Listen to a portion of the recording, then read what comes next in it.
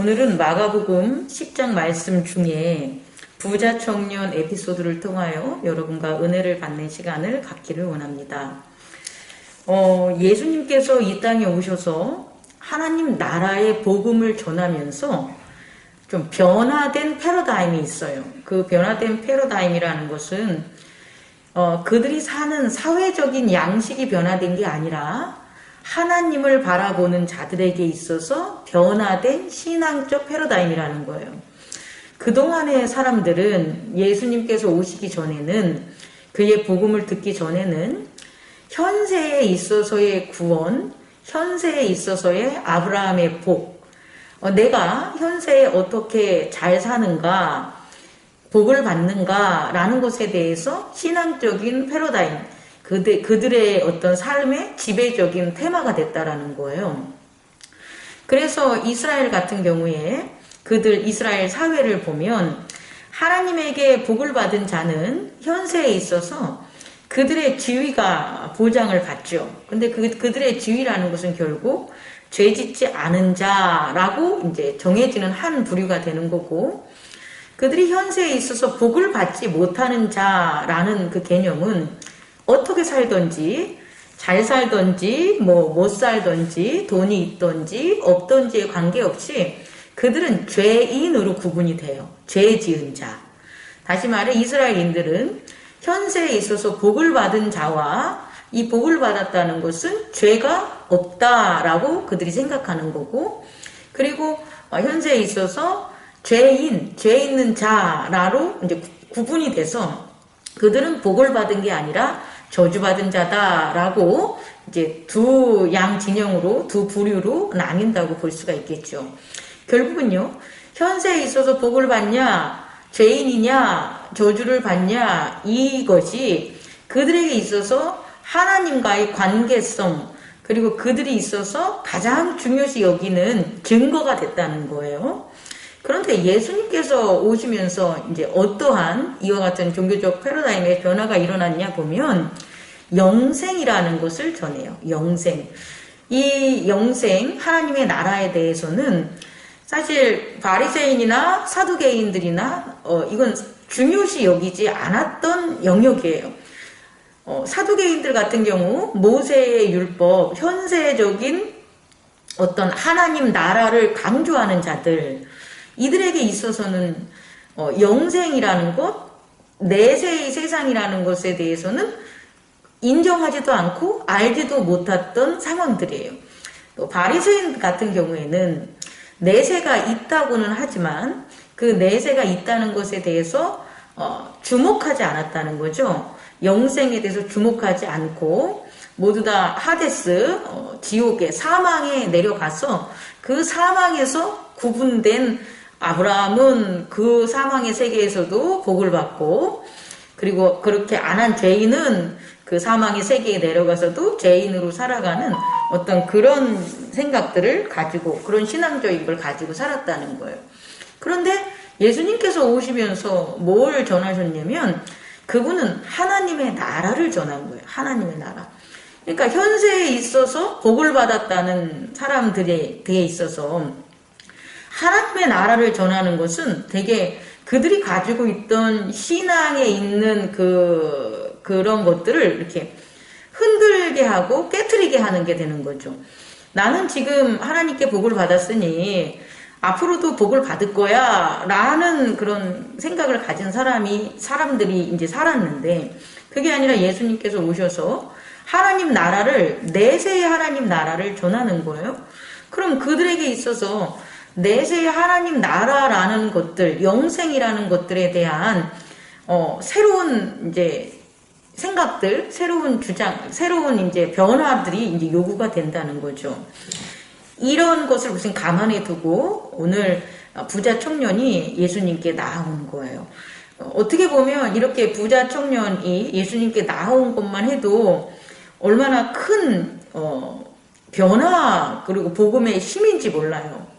대부분 가난하고 병들고 귀신 들리고 사회의 약자층, 다시 말해 죄인이라고 생각하는 사람들이 예수님을 따랐다면, 이 부자 청년 같은 경우에는 복음서에서 나오는 드문 케이스 중에 율법학자라든지 어떤 예수님을 따르는 바리새인이라든지 그와 같은 케이스에 속하는 거죠.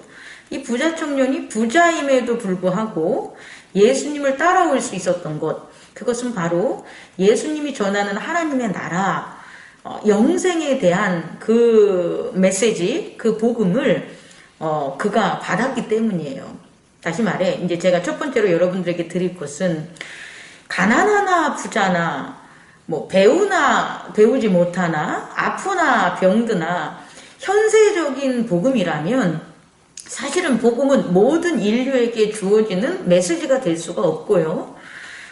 어떤 평등이라든지 하나님의 긍휼을 기반으로 만들어 이렇게 전달되는 메시지라고 볼 수가 없는 한정되고 제약된 그런 찬반적인 복음이라고 볼 수 있어요. 그럼 그 복음은 복음 자체에서 그 조건이 미달되는 거죠. 복음이 아니게 되는 거죠.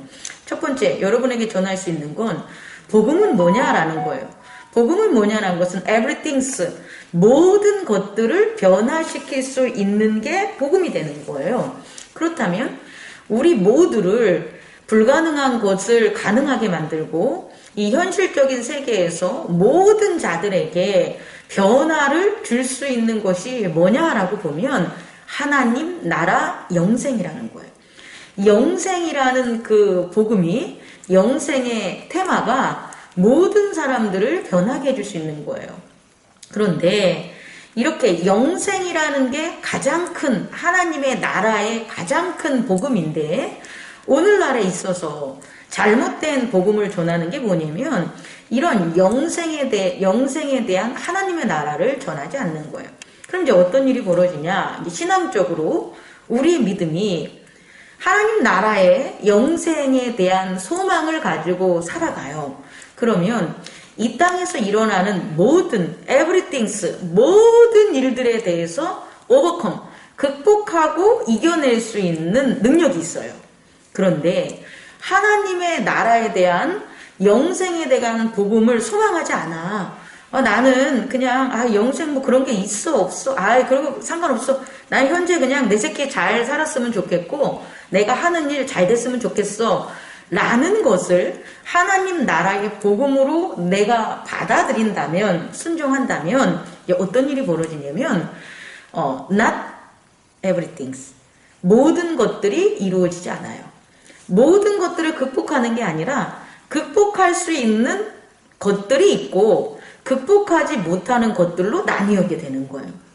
믿음이라는 게 순종할 수 있는 것들이 있고 순종할 수 없는 것들이 생기는 거예요. 결국 불순종 아니겠습니까? 어떤 것은 순종하고 어떤 것은 순종하지 않고 어떤 것은 믿고 어떤 것은 믿지 않는다면 이것은 통틀어 불순종과 믿음 없음이 되는 거지. 이게 우리 물질의 세계에서 있는 것처럼 이것은 믿었다고 칭찬받고 이것은 믿지 못했다고 심판받는 게 아니라는 것을 여러분에게 첫 번째 전해드리겠습니다.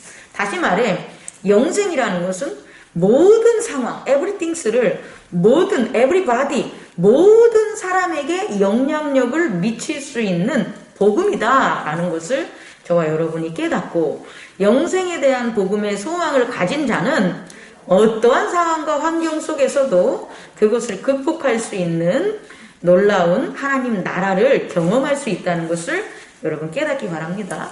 그렇다면 예수님을 찾아온 이 부자 청년에게 영생을 믿을 때, 영생을 간구할 때 예수님께서 이 친구에게 뭘 얘기하냐면 예수께서 이르시되 내가 계명을 안 하니 살인하지 말라, 도둑질하지 말라, 거짓 증거하지 말라, 속여서 빼앗지 말라, 내 부모를 공경하라 하였느니라. 그가 여짜오되 선생님이여 이것을 내가 어려서부터 지켰나이다. 영생으로 가기 위해서는 첫 번째 현재에 있어서 영생을 바라볼 수 있어야 되는 거죠. 영생을 바라볼 수 있는 어떤 죄의 세계에서 떠나야 되는데 첫 번째 죄의 세계에서 두 번째 죄의 세계에서 떠날 수 있는 게 뭐냐라고 우리가 살펴보면 율법, 계명을 지켜야 되는 거예요.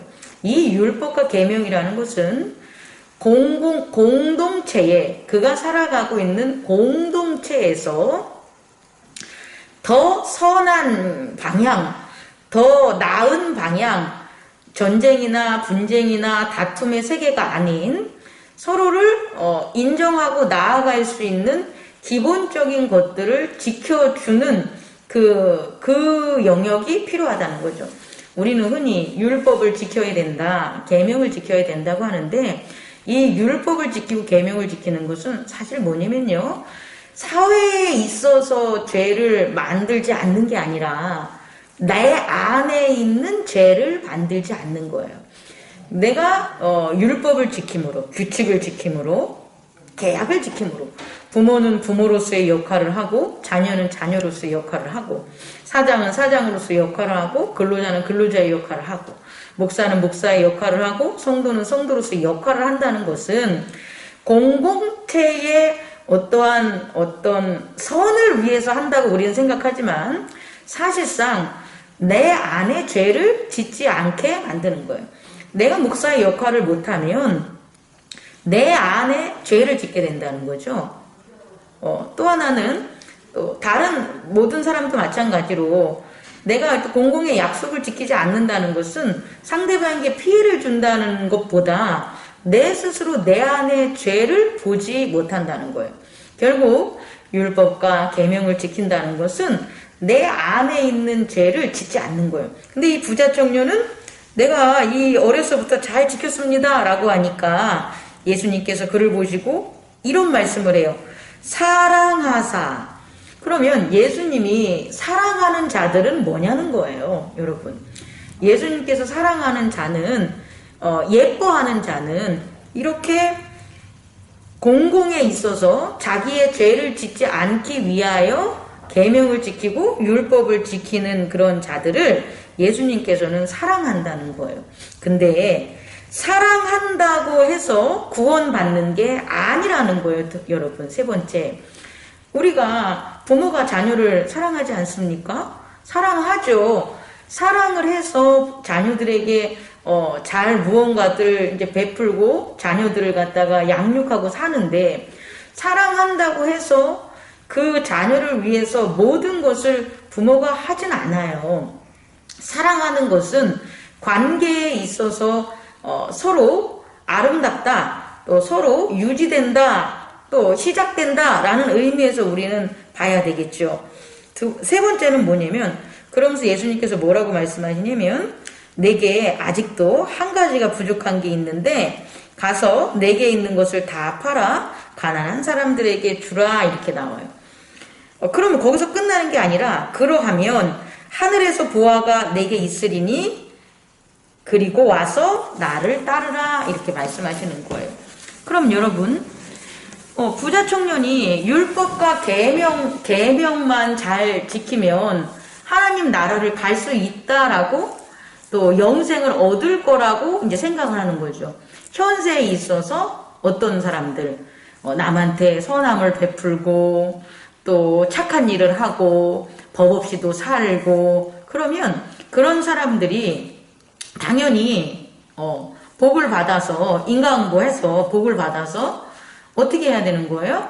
영생도 얻을 수 있어 라는 그런 생각들을 가지고 있지만, 예수님은 그게 아니라는 거예요. 그러면 이 시점에서 왜 안 되냐는 거예요.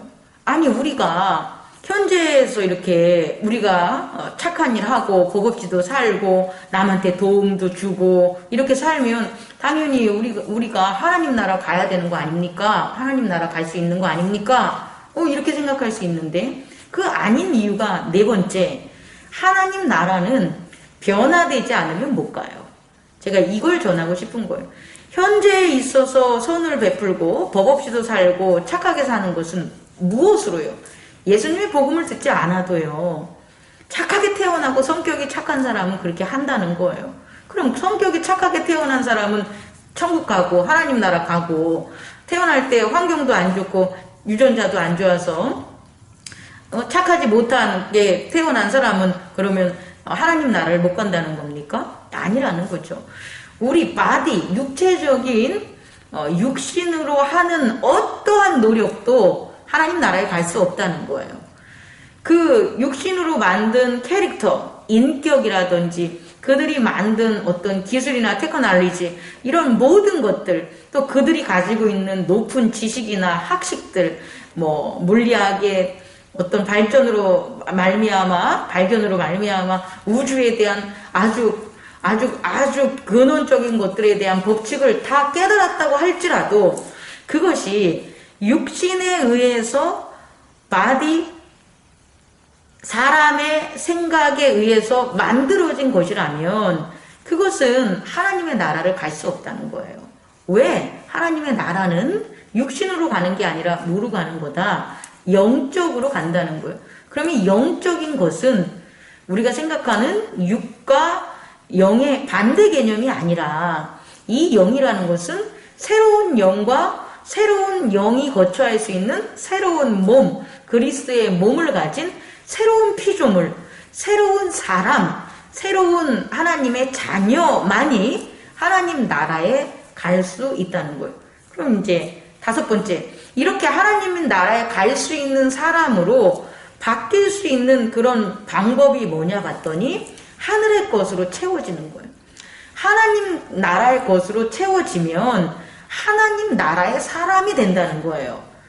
그래서 너희가 네가 가진 것을 가난한 사람에게 나누어 주면 그 가난한 사람에게 나누어 주는 것으로 하나님 나라를 가는 게 아니라 그 가난한 사람에게 나누어 주는 육신적인 행위나 선함으로 하나님 나라에 가는 게 아니라 그렇게 나누어 주면 네가 받는 게 있는데 그 받는 게 뭐냐면 하나님 나라의 것을 받는다는 거예요. 그 하나님 나라의 것을 받으니까 너는 하나님의 나라의 사람으로 어떻게 된다? 거듭난다는 거예요. 변화된다는 거예요. 그리고 그 돼야지만 변화되는 과정이 뭐냐? 나를 따르는 거예요. 예수님을 따른다는 것은 결국 뭐냐라고 보면 하늘의 것을 경험하고 하나님 나라의 것을 받음으로 예수님이 가는 길을, 하나님 나라에 가는 길, 예수님이 하는 어떤 여러 가지 일들, 역사들, 그런 것들을 같이 할 수 있다는 거예요. 오늘 마가복음 10장에 보면 요한의 형제가 예수님이 마신 잔과 예수님이 여기 나오는데 내가 마시는 잔을 너희가 마실 수 있으며 내가 받는 세례를 너희가 받을 수 있겠느냐라고 할 때 이 요한의 형제들이 예, 그렇게 할 수 있다고 합니다. 이렇게 할 수 있는 거예요, 여러분. 다시 말해 하늘의 것을 받고 하나님 나라를 보고 하면 예수님이 마신 잔과 예수님이 받은 세례를 받을 수 있다는 건 하나님 나라의 사람으로 하나님의 자녀로 거듭날 수 있다는 것. 이것이 바로 뭐가 되냐? 하나님 나라에 들어갈 수 있는 유일한 방법이라는 거죠. 말씀을 마치려고 합니다. 사랑하는 성도 여러분, 저는 정말 우리가 이 말세의 세상에 올바른 복음에 대한 진리를 받아들일 철호의 기회라고 저는 생각합니다. 여러분, 우리가 무늬만 믿는 자의 크리스찬이 있는 것이 아니라 겉으로 봤을 때는 성경책 들고 교회 잘 나가고 찬송가 부르고 유창하게 기도하고 또 번듯하게 번성해서 풍요로운 삶을 사는 것 같은 그런 모습을 보일지 몰라도 우리 안에 하나님 나라를 담고 있지 않는다면 우리 안에 하나님 나라 하늘에서 주는 보화들, 말씀의 보화들, 기적의 보화들, 표적의 보화들, 성령의 열매들, 성령의 은사들이 우리 안에 없다면 여러분 우리는 하늘나라 가지 못합니다. 또 영생을 얻지도 못합니다.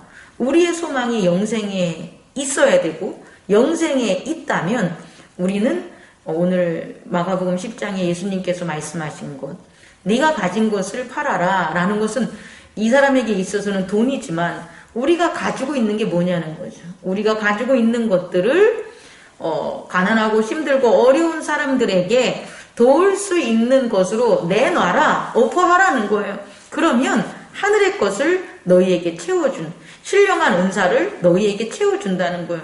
그런데 내가 그렇지 않는다면, 내가 교회 나와서 봉사 여러 가지가 있습니다. 여러분 찾아보십시오. 그런 것을 하거나 혹은 가정에 있어서 혹은 내 이웃과 형제들에게 있어서 내가 해줄 수 있는 것들을 내가 제공하지 않으면서 하나님 나라를 자꾸 보려고 하는 것은 그건 거짓된 방법이라는 거예요.